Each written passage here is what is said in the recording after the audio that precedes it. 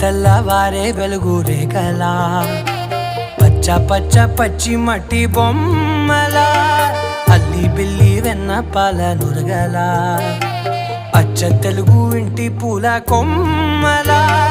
దేవదేవుడే పంపగా ఇలా దేవతే మా ఇంట అడుగే పెట్టెనంట బ్రహ్మ కళ్ళలో కాంతులే మా అమ్మలా మా కోసం మళ్ళీ లాలి పాడేనంట.